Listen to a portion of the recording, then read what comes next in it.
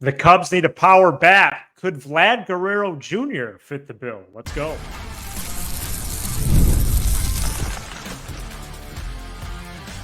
You are Locked On Cubs, your daily Chicago Cubs podcast. Part of the Locked On Podcast Network, your team every day. You are Locked On Cubs, part of the Locked On Podcast Network, your team every day. Alongside Sam Olber, I'm Matt Cozy. Sam and I are lifelong fans, taking our passion into a discussion with you on all things Cubs. Thank you for being part of the show and making us your first listen today. And the best way you can help us grow the show is to listen every day, like the video, and comment anything below. Today's episode is presented by our great partners at Prize Picks, the easiest and most exciting way to play daily fantasy sports. Go to prizepicks.com/LockedOnMLB and use code LockedOnMLB for a first deposit match up to $100. With the trade deadline drawing closer, trade discussion has picked up recently, with the deadline this season falling on July 30th. We're around the time early trades could happen. We'll entertain that possibility for behind the plate, but trades typically don't occur until after the All-Star break in mid-July. And the Cubs still have a clear need for a power bat in the middle of the lineup.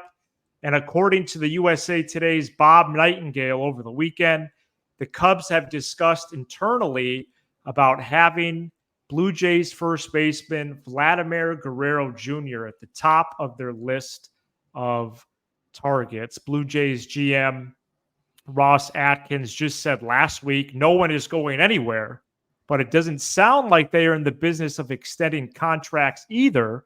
So if the Blue Jays continue to slide, perhaps Guerrero and others are available from the Blue Jays. He is slashing .292, .383, .424 with 7 homers and 12 doubles this season. We'll get more on Vlad in a couple of minutes as well.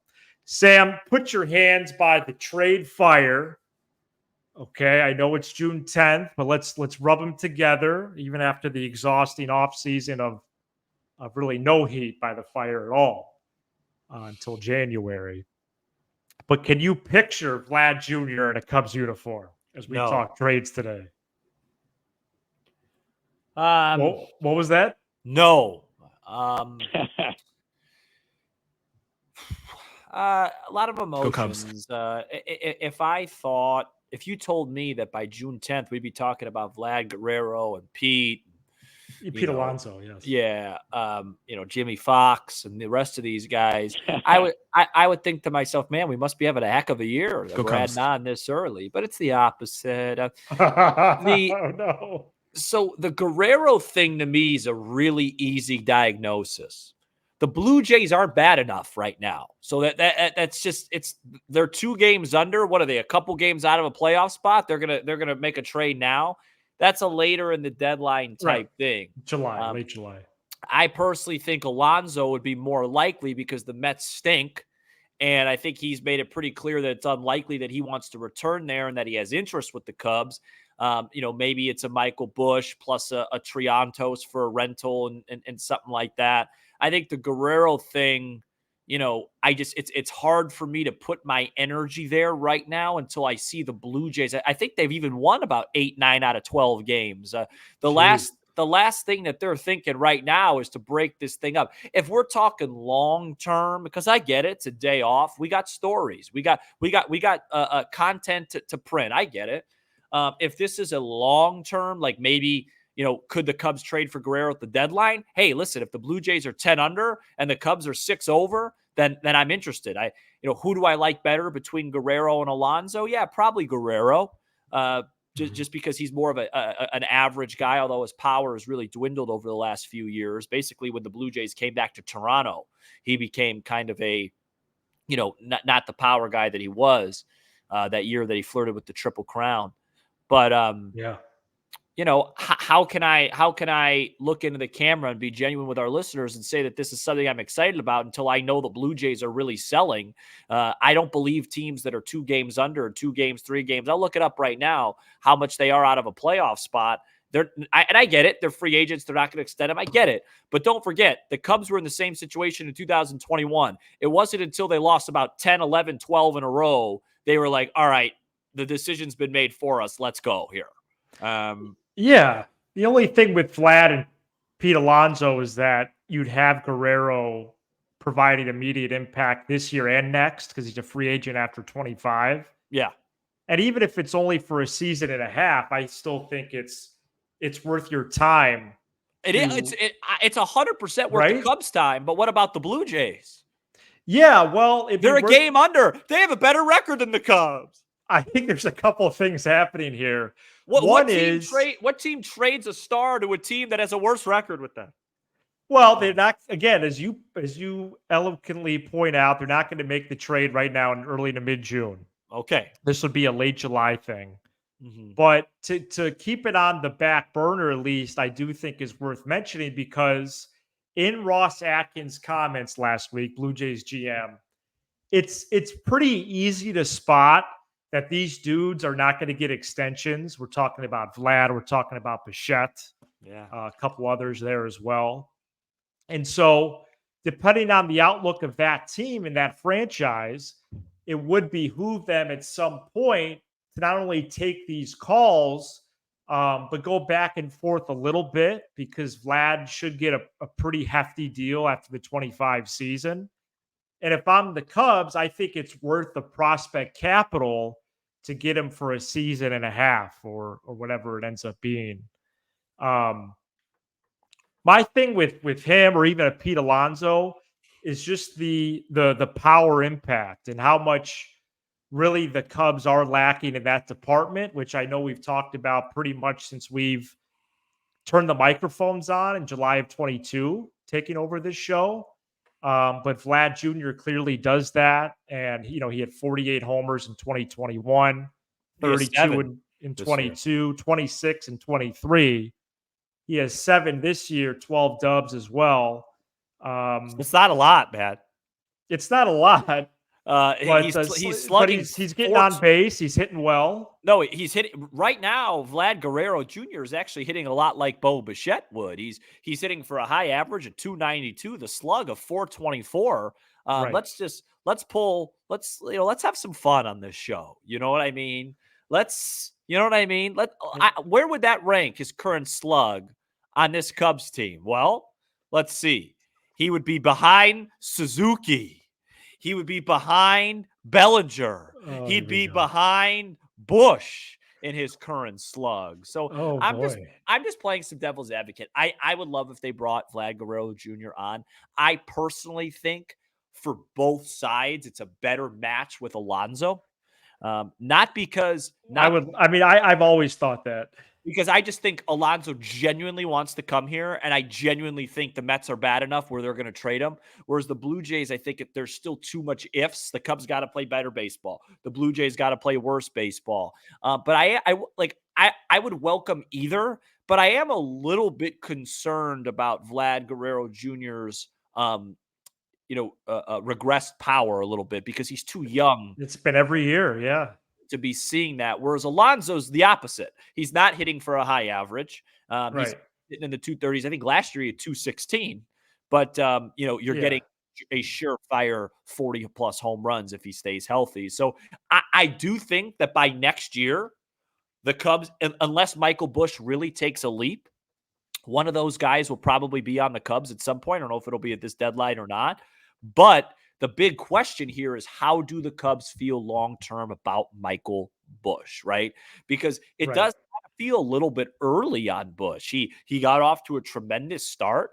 His slash line right now of 242, 341, 440 is his OPS is in the 780s. I said before the season, that's exactly where I thought he would be. Mm-hmm. So, are you giving up a little bit too early on him, or do you just not see the signs? Do you see a capped ceiling for him? And if you can go turn him into a guy like Pete Alonso, because I got to tell you, with Alonso being a free agent at the end of the year, I don't think it should take more than Michael Bush and one other Canario type of prospect. And if it does, the Cubs won't be involved because the Cubs are going to be the one that have to give him $170 million, not the Mets.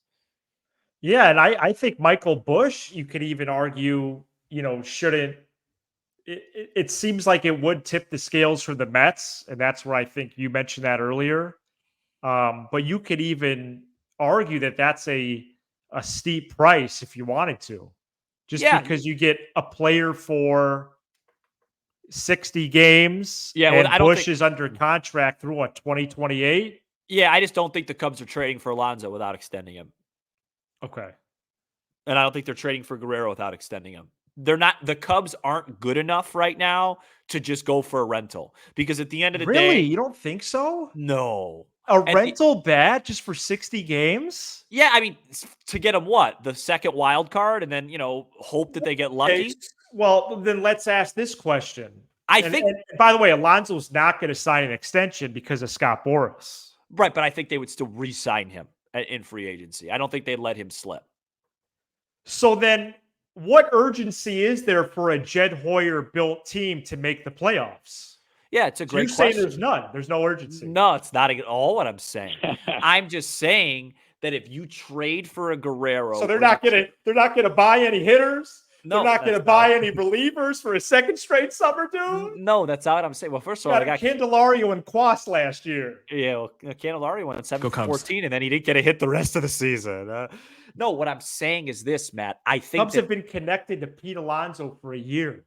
I think they absolutely are going to get somebody, but I think they're going to get somebody that they're confident that could help him with this year and beyond.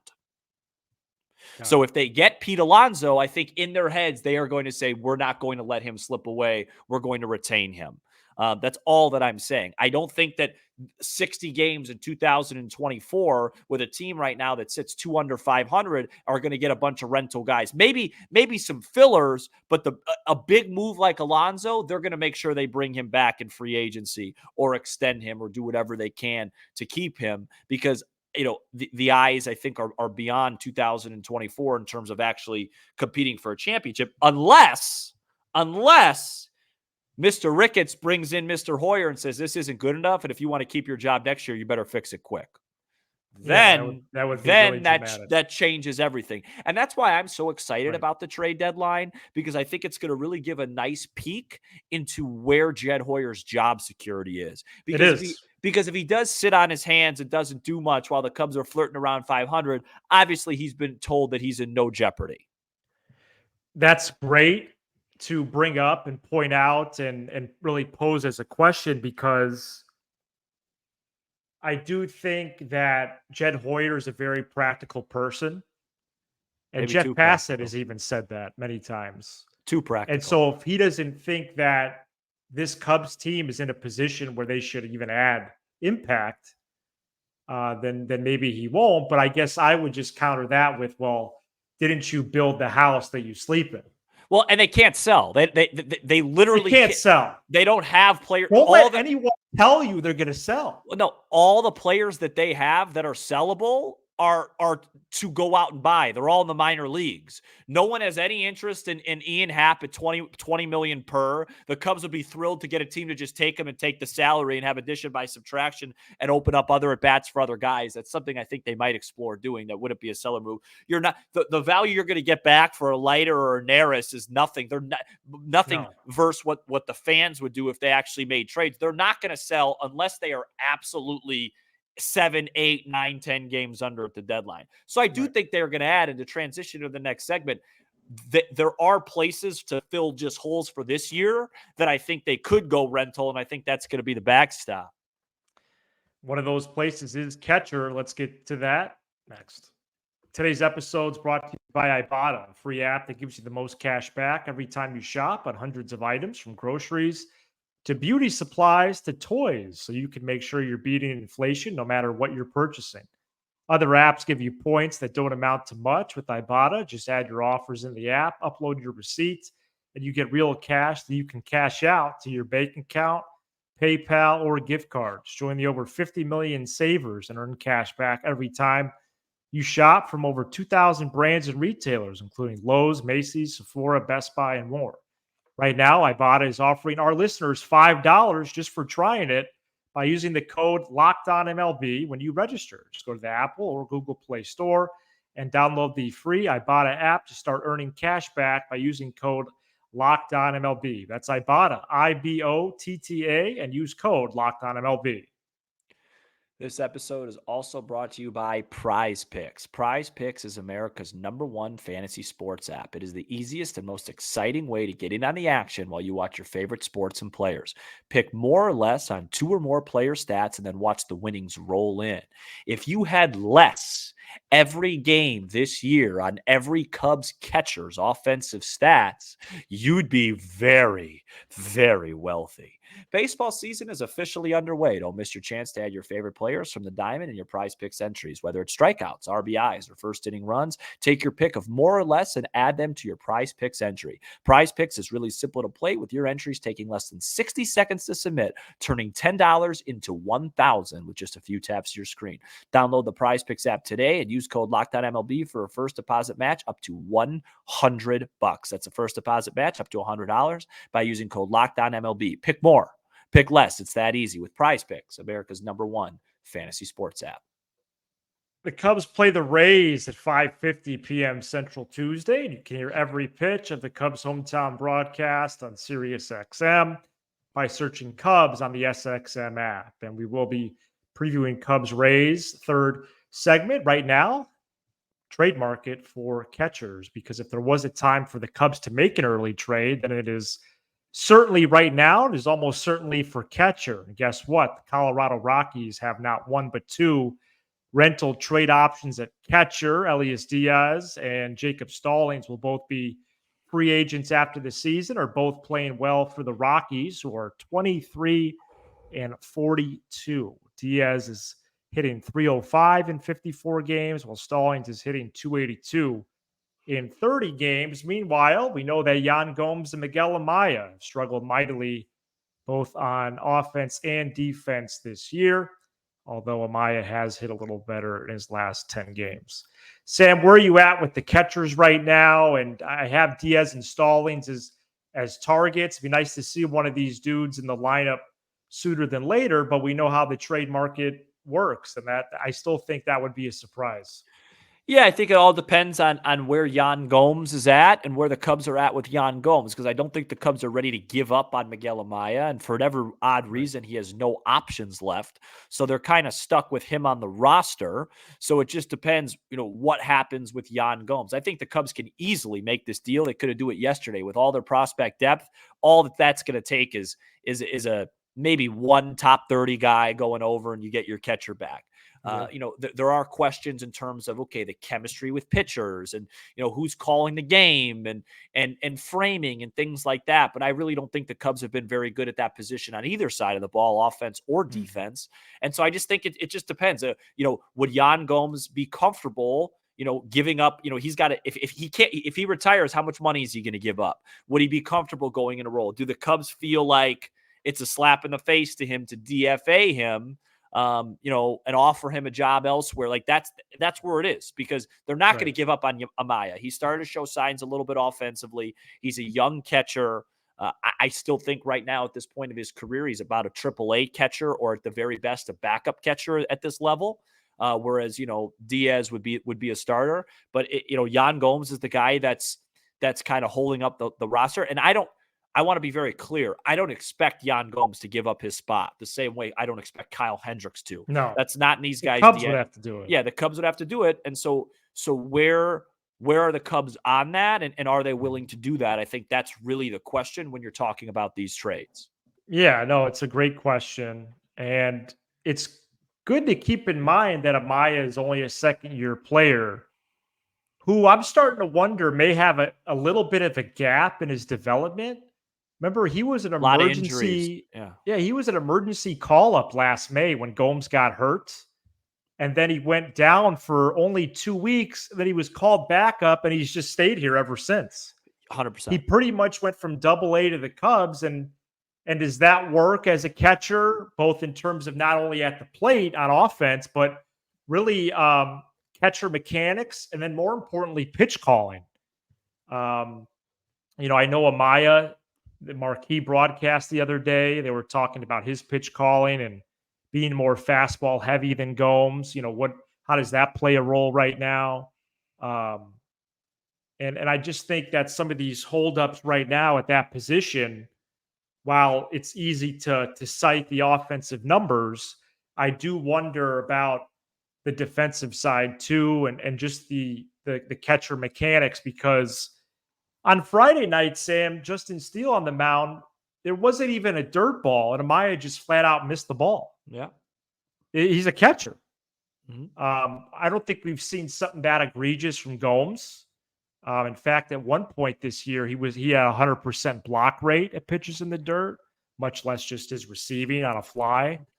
But they just need to get better. And yeah, but they also couldn't. I do wonder if something with Gomes could happen around the deadline, like it did with Mancini last year. Well, they also couldn't throw out a kid in a toy car trying to steal second base. Yeah, they have minus arms right now. Yeah. Yeah. So when you add all those things together, here's the best way to describe it. If Jan Gomes got injured and he was on he went to the AL, they'd make a trade tomorrow. Yeah, there's no internal options. Yeah. Basically. The internal options are guys that, you don't even know who they are. So we'll see what happens on the catchers. And coming up next, we preview Cubs Rays. This episode is brought to you by FanDuel. Last night, I took the points on FanDuel with the Mavericks, 6.5, and they lost by 7. But I still love betting with FanDuel. I'll be betting on the NBA Finals because that's kind of the only reason I watch it. It's winner take all time in the NBA, and FanDuel is giving you a shot to bring home a big win of your own. Right now, new customers, I'm not a new customer, get $150 in bonus bets with any winning $5 bet. That's $150 to bet on spreads, money lines, player props, and more. The Boston Celtics are the heavy favorites now after taking a 2-0 lead to win the NBA Finals. Visit FanDuel.com/lockedon and make every playoff shot count. FanDuel, America's #1 sportsbook. Cubs begin a 3-game series with the Rays on Tuesday. All 3 first pitch times of 5:50 p.m. Central. Jamison Tyone and Zach Eflin, Javier Assad and Aaron Savale, and Justin Steele and Taj Bradley. Eflin has been solid his last few starts and most of the year, while Savale and Bradley have been up and down with ERAs both in the 5s. The Rays are 31-34 and are the 4th worst in baseball in run scoring and starting pitching ranks of 20th and relief pitching ranks of 24th. So this is a winnable series on paper, but again, teams like the Rays might be saying exactly what we are, right? Like Locked On Rays, Sam. Yep. They're saying, hey, we're playing the Cubs, and here are 3 games where hopefully we can turn it around. 100%. It's the same. It's the exact same. And, I'm just waiting to see. Here's what I'm waiting to see, Matt. I have 3 steps in my believe process with this ball. All right. Yeah, I got my pen. Number 1. Win a game comfortably. Okay. Number 2. Win a game comfortably. Number 2. Win a series. That's not against the Sox. Remember the last time that happened? It was in Pittsburgh back in April of 1991. A 3 or 4 game series. Just win a 3-game series. And number 3, get hot. And that means, 5 out of 6. So number 1, win a game comfortably. Number 2, win a series. Number 3, stack some wins together where you win 5 out of 6 and we could say the Cubbies are hot. And then I'll start to believe. I want to see signs that this team actually has it in them. I'm tired of talking about it already. I don't know a lot about the Rays. What I do know is that nobody's really pitching well against the Rays. For the Rays, you're facing 3 righties who are the only side that you've really been able to hit in the last month or so. Eflin hasn't been great.